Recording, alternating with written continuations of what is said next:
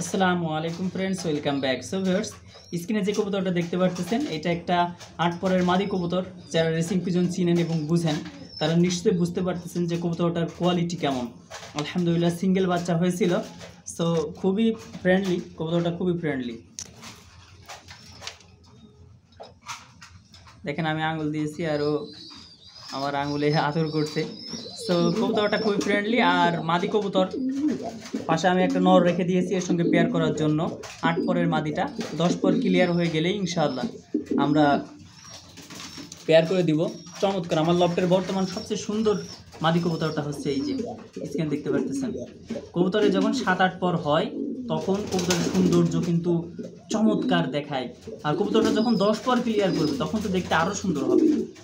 হ্যাঁ, so baby অবস্থায় দেখতে তেমন একটা ভালো লাগে না, উস্কো ফুস্কো লাগে, যে দেখতে পারতেছেন বেবিদের কিন্তু উস্কো ফুস্কো লাগে। হ্যাঁ, যখন এরা 7-8 পর যখন চলে যাবে বা যখন 10 পর ক্লিয়ার হয়ে যাবে দেখতে কিন্তু চমৎকার লাগবে। দেখতে পারতেছেন এই মাটিটা যেমনটা লাগছে আর কি, কোনো ভয় নাই। আমাকে খুবই আসলে করে ও যখন হাতটা দেওয়া হয়, দেখেন এইভাবে। সো খুবই ভালো লাগে কবুতরের সঙ্গে বন্ধুত্ব, কবুতরের সঙ্গে ভালোবাসাটা যদি গাঢ় হয় সেক্ষেত্রে এই কবুতরগুলো সেল করতে মনে চায় না।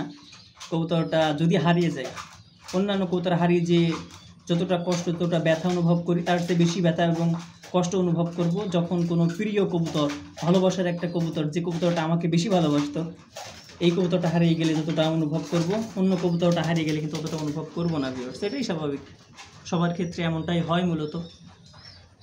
তো সবাই দোয়া করবেন এই কবুতরটার জন্য। সুস্থ থাকবেন, ভালো থাকবেন। আজকে এই পর্যন্ত ভিউয়ার্স। পরবর্তীতে আমি রেজওয়ান আপনাদের মধ্যখানে আরেকটি ভিডিও উপস্থিত হয়ে যাব। আর আমাদের চ্যানেলের মধ্যে অবশ্যই অসংখ্য ভিডিও রয়েছে, সেই ভিডিওগুলো দেখবেন। রেসিং পিজন সম্পর্কে অনেক নতুন তথ্য জানতে পারবেন। চ্যানেলটি সাবস্ক্রাইব করে রাখবেন, ভিডিওতে একটি লাইক দিয়ে দিবেন ভিউয়ার্স। আসসালামু আলাইকুম।